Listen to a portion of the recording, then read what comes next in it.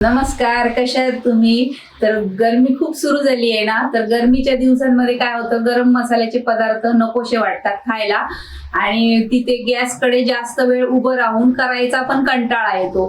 तर आज मी तुम्हाला एकदम सोपी रेसिपी दाखवणार आहे. ती खायला पण चांगली लागते, करायला पण सोपी आहे आणि गॅस वाचवण्यासाठी तर एकदम बेस्टच रेसिपी आहे. तर ती आहे कैरीचं साग. आणि त्याचबरोबर मी तुम्हाला काकडीच्या 2 रेसिपी दाखवणार आहे.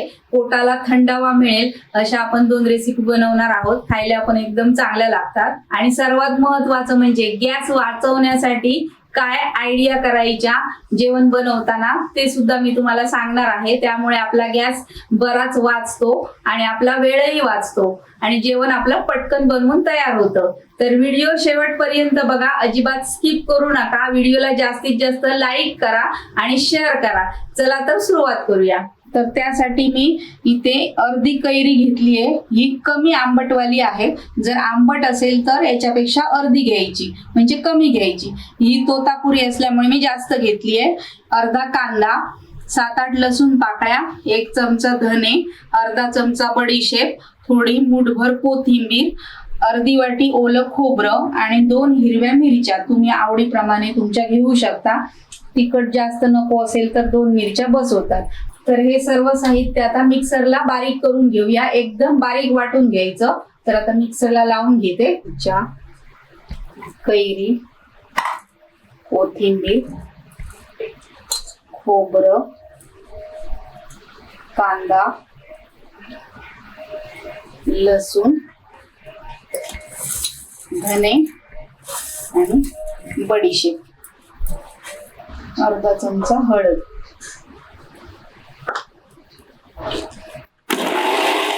थोडस पाणी घालून परत एकदम बारीक वाटून घ्यायचं.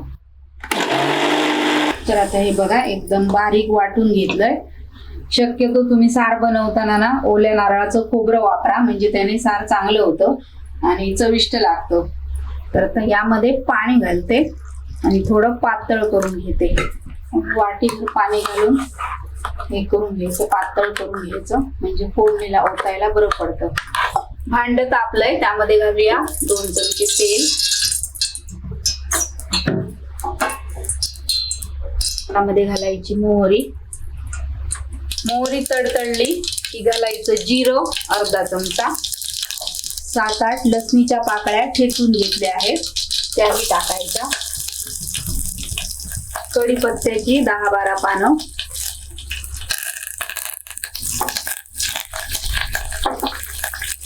फोडणीवर असं झाकण ठेवलं ना की त्यातला जो वास असतो तो तसाच राहतो, बाहेर जात नाही आणि आपल्या पदार्थाला चांगली चव लागते.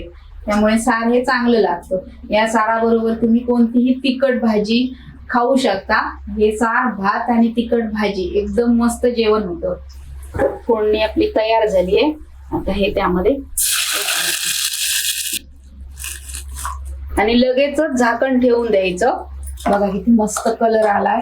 कोथिंबीर नक्की घाला. कोथिंबीरीने काय होतं, कलर भारी येतो आणि चव पण चांगली लागते. हे बघा, हे आपलं सार आता तयार झालंय आणि याला जास्त वेळ पण लागत नाही. त्यामुळे काय होतं, आपला गॅस पण वाचतो. चवीला मीठ. तर याला एक उकळी आली की गॅस बंद करून टाकायचा. तर हे बघा, याला आता उकळी येते. जास्त पण उकळवायचं नाही. हे बघा, इतकी उकळी आली की गॅस बंद करायचा, म्हणजे सार आपलं पातळ होणार नाही, अगदी जाड राहतं. हे बघा, जास्त उकळवायचं नाही. तर बघा, एकदम मस्त सार आपलं तयार झालंय. तर गरम गरम भात घ्यायचा आणि सार आणि भात खायला सुरुवात करायची. एकदम टेस्टी जेवण. तुम्हाला या उन्हाळ्यामध्ये ना असं बनवून खाल्लं तर खूप बरं वाटेल. तर आपलं सार बनवून झालंय. हे तुम्ही भाताबरोबर किंवा भाजी भाकरी खात असाल तेव्हा हे पिऊन खाण्यासाठी सुद्धा 1 नंबर लागतं. तर अशा प्रकारे बनवून बघा तुम्ही. तर आत्ताच लाईक करा. तर अजून मी तुम्हाला 2 रेसिपी दाखवणार आहे, ते सुद्धा पोटाला एकदम थंडावा देणारे आहेत. चला तर बघूया काय आहे ते. तर पहिली बघूया काकडीची कोशिंबीर. तर काकडी इथे मी विळीवर चोचून घेतली आहे, म्हणजे एकदम बारीक करून घेतली आहे. तुम्ही सुरीनेही करू शकता. तर या 2 काकड्या मी बारीक करून घेतल्या आहेत. 1 हिरवी मिरची एकदम बारीक करून घेतली आहे. थोडीशी कोथिंबीर, चवीला मीठ, 1 चमचा साखर, 2 चमचे शेंगदाण्याचं कूट आणि त्यामध्ये घालायचं अर्धी वाटी दही. म्हणजे तुमची आता कोशिंबीर किती असेल त्या अंदाजाने तुम्ही हे घालू शकता. आणि हे सगळं मिक्स करून घ्यायचं. कोशिंबीर बनवताना महत्वाची टीप आहे ती म्हणजे तुम्ही जेव्हा जेवायला बसणार तेव्हाच त्यामध्ये मीठ आणि दही घालायचं. बाकी तयारी करून ठेवायची. म्हणजे काय होतं, कोशिंबीरीला पाणी सुटत नाही. ही एक महत्वाची टीप आहे. तर हे सर्व आता मिक्स करून घ्यायचं. काय होतं, मीठ घातलं ना की काकडीला पाणी सुटतं आणि कोशिंबीर अशी पाणी पाणी होते. तर इथे मी फोडणीचं भांडं ठेवलंय. त्यामध्ये घालूया 1 चमचा तूप. तर तूप तापलंय. अगदी 1/2 चमचा मोहरी, 1/2 चमचा जिरं आणि चिमूटभर हिंग. आणि ही फोडणी तयार झाली आहे. याच्यावर ओतायची.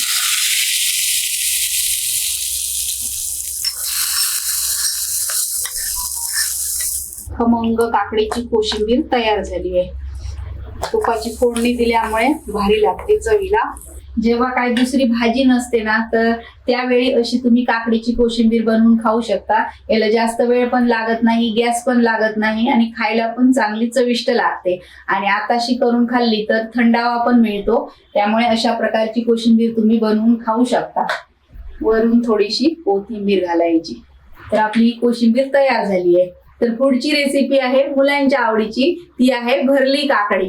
म्हणजे ती अशा प्रकारे तुम्ही बनवून देऊ शकता. मुलांना कधी अधेमध्ये भूक लागली तर तुम्ही अशा प्रकारे त्यांना काकड्या बनवून देऊ शकता. नुसती तर मुलं खायला बघत नाही, तर अशी बनवून द्यायची. तर आता हिची साल काढून घेऊया. अजून एक महत्वाची टीप म्हणजे काकडी वापरण्याआधी थोडीशी खाऊन बघायची. कधी कधी काकड्या कडू असतात, नाहीतर काय होतं आपला पदार्थ बिघडून जातो. तर याला आता मधून 2 भाग करायचे याचे. आता या काकडीतला हा जो गर आहे तो काढून घ्यायचा. तर असा काढून घेते. असा सगळ्या काकड्यांमधला गर काढून घ्यायचा. अलगद काढायचं, कारण कोवळ्या आहेत ना काकड्या, तुटायला द्यायची नाही काकडी. तर बघा सर्व काकड्यांमधला गर काढून घेतलाय. हे बघा. आणि अशा प्रकारे करून घ्यायचं. आणि तो गर बारीक करून घेतलाय. या भांड्यामध्ये घेऊया.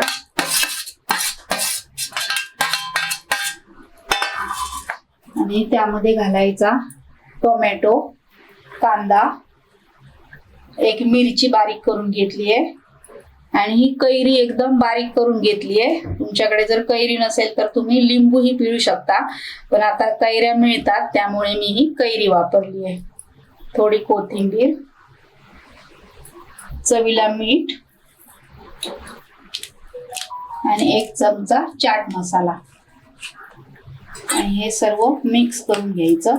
आणि यामध्ये तुम्ही डाळिंबाचे दाणे किंवा मक्याचे दाणे वाफवलेले घालू शकता. तर माझ्याकडे आता नाहीये म्हणून मी घातले नाही, पण हे इतकं घातलं तरी सुद्धा चांगलं लागतं. आणि हे आता काकड्यांमध्ये भरून घ्यायचं. आणि अजून चटपटीत होण्यासाठी घालायचा वरून थोडासा शेव. दिसायला पण भारी दिसतं आणि खायला पण चविष्ट लागतं. आता तुम्ही म्हणाल त्यापेक्षा कोशिंबीरच करून खायला काय बरी, पण असं केल्यामुळे काय होतं, मुलांना आवडतं आणि दिसायला भारी दिसतं. त्यामुळे मुलं आवडीने खातात. म्हणून अशा प्रकारे त्यांना बनवून द्यायचं. मुलांना काय असतं, वेगवेगळं काहीतरी खायला पाहिजे असतं. तर बघा एकदम मस्त काकडी झाली आहे आणि खायला तेवढीच भारी लागते. तर व्हिडिओला लाईक करा. आता तुम्हाला मी मगाशी सांगितलं होतं की गॅस वाचवण्यासाठी कसा भात बनवायचा आणि तो कसा होतो हे मी तुम्हाला आता बनवून दाखवते, म्हणजे तुम्हाला समजेल. जर आपण रोज भात बनवतच असतो तर भात बनवण्यासाठी काय करायचं, 15 ते 20 मिनिटं तांदूळ भिजत घालून ठेवायचे. म्हणजे काय होतं, कुकरची शिट्टी लवकर होते आणि भातही आपला मोकळा सुटसुटीत शिजला जातो आणि जास्त वेळ लागत नाही. त्यामुळे आपला गॅस वाचतो. तसं डाळ सुद्धा तसंच करायचं. अर्धा तास भिजत घालून ठेवायची आणि नंतर कुकरला लावायची. म्हणजे जेव्हा 3 शिट्ट्या करता तुम्ही, त्या 2 शिट्ट्यांमध्ये सुद्धा डाळ चांगली उकडली जाते. तर आता इथे मी 1 वाटी तांदूळ घेतले आहेत. तुम्ही कोणते वापरत असाल ते तांदूळ तुम्ही असे भिजत घालून ठेवायचे. फक्त इंद्रायणीचे तांदूळ असतील तर ते भिजत घालायचे नाही, कारण ते पटकन शिजले जातात, त्यांना अजिबात वेळ लागत नाही. तर हे तांदूळ मी 3 वेळा स्वच्छ धुवून घेतलेत आणि त्यामध्ये पाणी ओतून ठेवलंय. आता यांना आपण 20 मिनिटासाठी बाजूला ठेवून देऊया, नंतर भात करताना बघूया. तर हे बघा, तांदूळ भिजवून 20 मिनिटं झाली आहेत. आता यातलं मी हे पाणी काढून टाकणार आहे आणि हे कुकरच्या डब्यामध्ये आता हे तांदूळ घेते आणि ज्या वाटीने मी तांदूळ घेतले होते ना त्याच वाटीने 2 वाटी पाणी घालणार आहे. पाणी असं मोजूनच घालायचं, म्हणजे काय होतं, भात एकदम चांगला होतो. नाहीतर पाणी कमी झालं तर तो कठीण राहतो, जास्त झालं तर मऊ होतो. तर आता मी बरोबर 2 वाट्या पाणी घातलंय आणि ह्या कुकरमध्ये थोडं पाणी घातलंय आणि आता त्यामध्ये हा डब्बा ठेवणार आहे. जर तुम्हाला एकच भात बनवायचा असेल किंवा नुसती डाळ बनवायची असेल तर त्यासाठी छोटा कुकर वापरायचा, म्हणजे त्यामध्ये लवकर शिजलं जातं. मोठ्या कुकरमध्ये ठेवायचं नाही, त्यामुळे जास्त वेळ लागतो आणि आपला गॅस पण वाया जातो. तर असं छोट्या कुकरमध्ये लावलं की पटकन शिट्ट्या होतात आणि शिजतं. तर याच्या आता 3 शिट्ट्या करून घेऊया, म्हणजे आपला भात तयार होईल आणि पटकन होऊन जाईल ते. तर बघा, 3 शिट्ट्या झाल्या आहेत आणि भात आपला तयार झालाय. बघा किती मोकळा झालाय आणि एकदम मस्त शिजलाय आणि अगदी 5 मिनिटं सुद्धा लागली नाही शिट्ट्या व्हायला, पटकन शिट्ट्या झाल्या. तर बघा, आपल्या उन्हाळ्यासाठी स्पेशल अशा 3ही रेसिपी तयार करून झाल्या आहेत आणि एकदम भारी लागतात. तुम्ही नक्की एकदा ह्या 3ही रेसिपी बनवून बघा आणि मला कमेंट करून सांगा कशा झाल्या आहेत त्या. चला तर भेटूया पुढच्या व्हिडिओमध्ये, तोपर्यंत धन्यवाद.